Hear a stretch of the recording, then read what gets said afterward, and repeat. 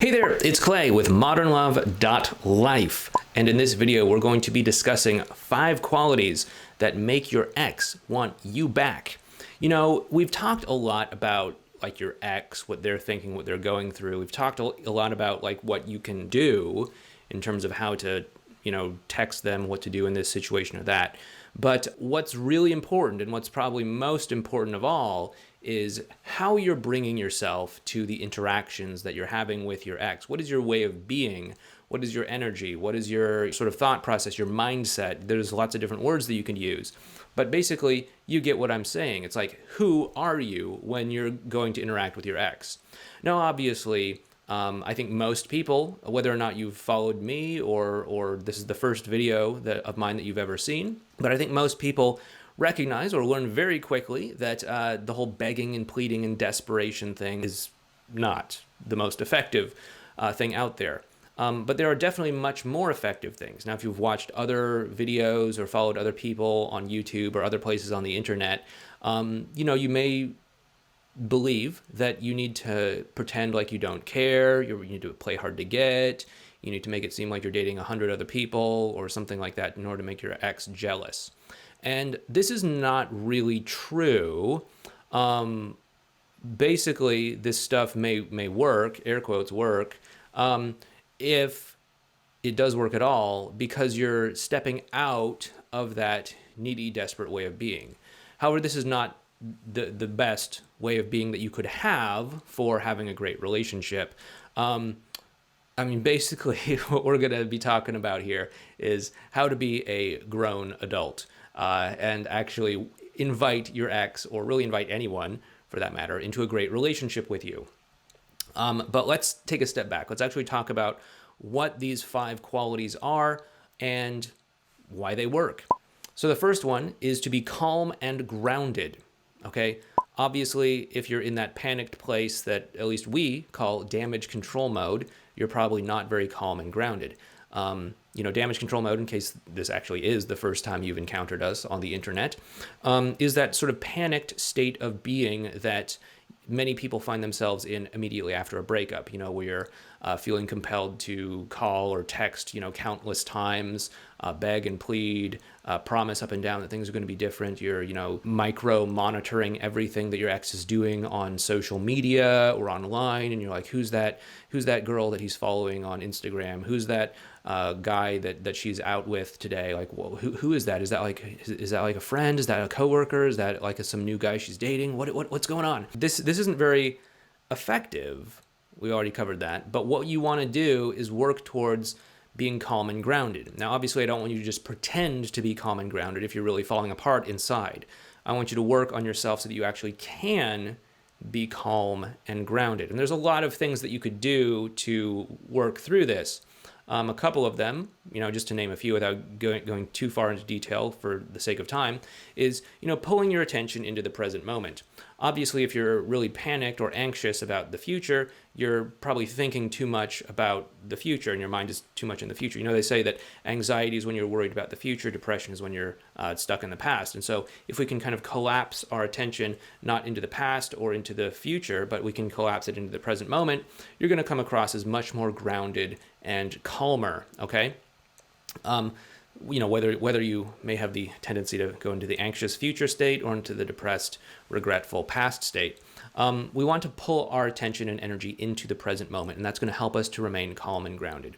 Another thing that may help you out as well, too, is to remember that you can handle this. You have literally handled everything that has happened to you in your life up until this point. I don't know if you're 20 years old. I don't know if you're 50 years old. I don't know if you're 70 years old. But however old you are, you have handled everything in some form or other that has happened to you in your life thus far. Okay, maybe things didn't go the way that you wanted them to. Maybe something, really tragic or traumatizing happened to you in the past. But regardless of all of that, you are here. You have made it. You have survived thus far, and you are probably going to make it through this as well, too. And when you remind yourself of that, I think you're going to be able to have a little bit more perspective that, okay, yes, this may not be going exactly the way that I wanted it to. Yes, this can be scary sometimes. Yes, there's a lot of uncertainty. But no matter what, I'm going to be able to handle this. Okay. You want to get to the place where you can actually be calm and grounded, because this is going to actually allow you to interact with your ex in a relaxed sort of way. And it's going to be something that these other 4 qualities are kind of built upon. And so this is obviously not that panicked damage control mode state. So we want to work at actually realistically stepping into being calm and grounded rather than just faking it, pretending, or something like that. Because, I know that there's a lot of people out there that say fake it till you make it, just act it. You don't need to fake anything. You don't need to do anything like that. You can actually become this. And the reason why you want to become this is because, yes, you can put on some sort of act. You can fake it till you make it or something like that. But there's going to be some sort of unpredictable thing that happens. It's just the way that life is. And if you're just faking it, that's when the truth starts to shine through the cracks. And that's when your ex is going to see the real thing that's happening. Okay. So, you might think, oh, okay, I'm just going to pretend like I'm totally cool with this. And then you're talking with them or something, and they're like, oh, by the way, I'm in a new relationship. And then suddenly, boom, that's when the act crumbles and suddenly you start panicking, right? So we want to make sure that this is real, this is legitimate, this isn't just some sort of act or fake it till you make it kind of thing. Okay, second thing is that you want to be detached from outcome, non-attached to outcome. That is to say that you want to be able to just interact with your ex and, yeah, sure, obviously you want it to go well, you want to be able to connect with them, but you're not attached to this outcome of trying to get back together with them, okay? Because this can be very difficult from their point of view. If you're interacting with them and everything is like some sort of calculated effort to get back together with them or to make the relationship work, then you're not acknowledging their concerns or fears or things like that, and you're not meeting them where they're at. And they're going to say, hey, you just want to interact with me. You just want to talk to me. You just want to spend time with me because you want to get back together. And from their point of view, this feels like you're using them as a means to an end. You are using them as a stepping stone in order to be in a relationship. And unless their emotions are met and unless their concerns are validated, they're just going to feel as if you're using them to a means to an end, which is not a good feeling. So what we want to do is we want to recognize, okay, we probably don't want the relationship for the sake of just having a relationship. We probably, if you're like most people that I work with, want the relationship because you believe it's going to give you some sort of connection, some sort of degree of closeness, intimacy, all that sort of stuff. And so let's go for that. Let's go for the connection, the bonding, the intimacy, the honesty, all that stuff, and let the commitment organically grow out of it rather than doing it the opposite way, going for the connection and hoping that there's some sort of connection and commitment and all that stuff that comes from it. And this is probably how you went about getting into a relationship in the first place. You somehow met your ex somewhere and you're like, oh, this is an attractive person. Let's go out on a date. Let's talk on the phone. Let's do whatever. And you're like, oh yeah, they're pretty attractive. It looks like we have something in common. Okay, cool. Yeah, let's spend a little bit more time together. Okay, we're getting along pretty well. All right. Hey, do you want to be my boyfriend? Hey, do you want to be my girlfriend? Hey, do you want to be in a relationship? And then suddenly it came out of the connection that you had. That's how you want to do it when it comes to moving forward, is you want to be kind of detached from outcome, not forcing the relationship, but just saying like, hey, let's connect. Let's see if we have something in common. If we do, let's spend more time together. Let's connect more. And if we do more of that, hey, we've been connecting a lot. What do you say? Want to get back together? That is a much better way to go about doing that. The third quality that makes your ex want you back is if you are curious about them, about everything else. Okay, and this sort of is within the same family as being not attached to outcome, because when you're not attached to outcome, you can just get curious about things. So what do I mean by this? Your ex is going through some sort of journey in their life. I don't know how long you've been broken up. Most people that I talk to have been broken up for a few months, sometimes less, sometimes more, but they've been broken up for at least a little while. And so your ex is going through some sort of journey. They're changing, they're growing, they're learning new things about themselves. Hopefully you're changing and growing and learning new things about yourself as well too. And so what we want to do is we want to rediscover who they are. They're probably not the same person that they were before, hopefully. You're hopefully not the same person that they broke up with as well too. The two of you are growing and changing and having experiences and learning things about yourselves and all of that stuff. And so we want to be curious about who this person is, what their experience is, how they're feeling, what's going on in their life, what excites them, what they're afraid of, what they're anxious about, what they hope for, what they dream about, all of these sorts of things. And if you actually get dialed into this, you'll actually be able to create an intensely powerful emotional connection. I think all of us are evolved enough to the point where we know that attractive men or other attractive women aren't objects, but they're actually human beings. But that's obviously true. But we want to really take this home. Because yes, intellectually we know that nobody's an object, that we're all human beings.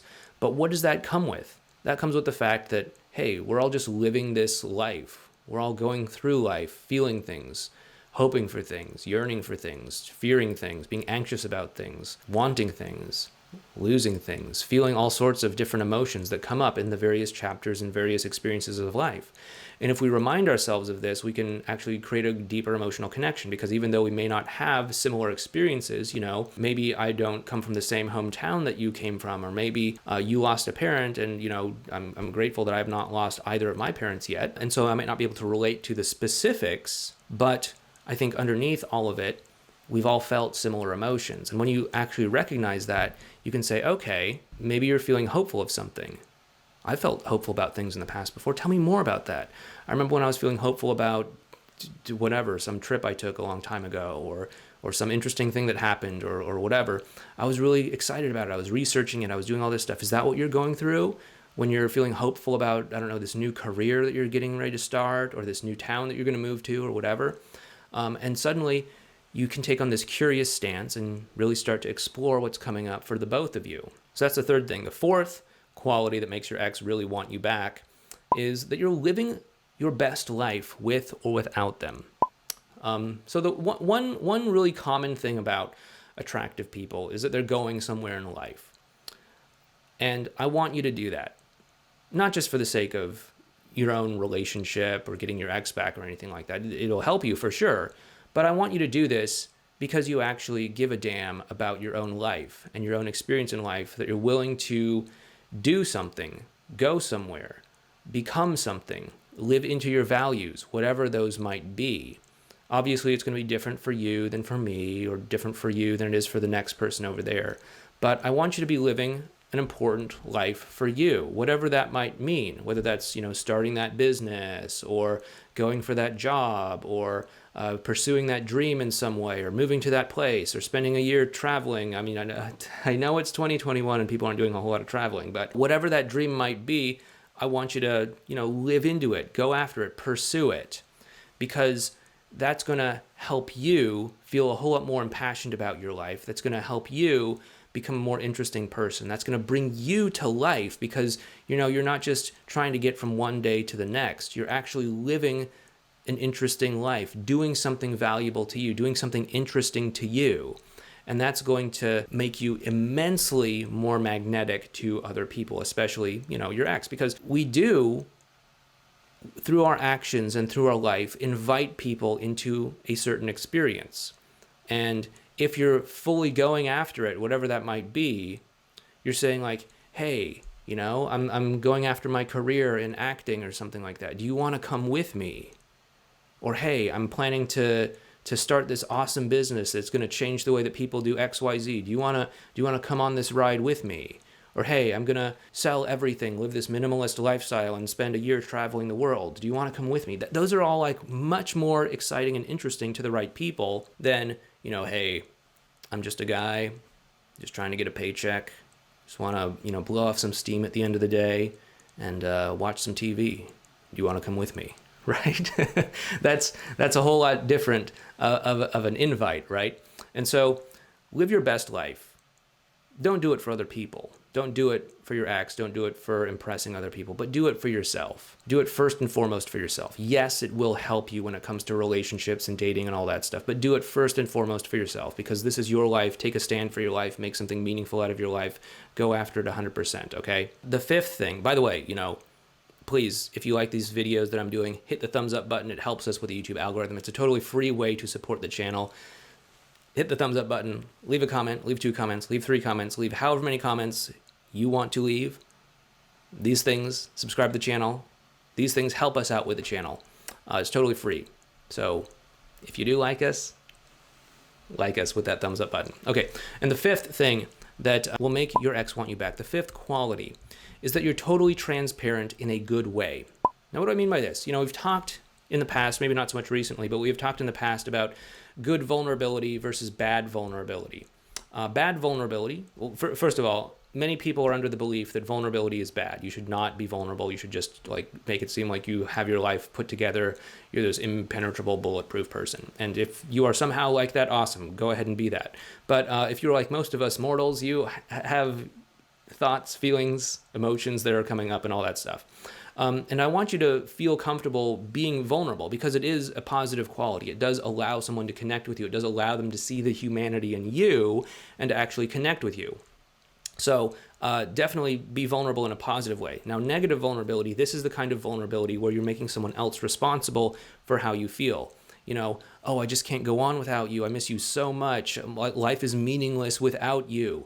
You know, these are things that people might potentially say after a breakup. And here we're saying, hey, I feel really bad and it's your fault because you broke up with me or you won't come back to me or something like that. That's bad vulnerability because you're not taking responsibility for how you feel. On the other hand, good vulnerability is you taking responsibility for how you feel. You might feel the same things like, oh, you know, I'm not feeling so great. That breakup really hit me out of nowhere. It really sideswiped me. After we talked, I totally understand why you felt like you needed to do it, and I'm not blaming, I'm not saying you're wrong, but I'll be honest with you, I'm having a rough time here. That's transparency that takes ownership for how you're feeling, and it's going to land so much differently than trying to make someone else responsible for how you're feeling, okay? And this is a positive quality that makes your ex want you back, whether you're sharing and being vulnerable about positive things, negative things, things that you're anxious about, things that you're hoping for, things that you're fearing, all of that stuff, because it allows them to see who you are. Okay, it allows them to see who you are and to actually connect with the human side of you. Transparency in combination with all of these other things that we've talked about in this video will really help them to build that strong emotional connection with you. And if you do want to build that strong emotional connection with your ex, these are all sort of bits and pieces of our advanced relational skills that allow you to create a very strong emotional bond with your ex. And if you do want to start learning these advanced relational skills, you can learn about them over in our course called the X Solution Program. You can find that over at modernlove.life/ESP. That's modernlove.life/ESP is an X Solution Program. You see what I did there with the URL. Anyway, thank you so much again for watching this video. Please take care, and I will talk to you next time.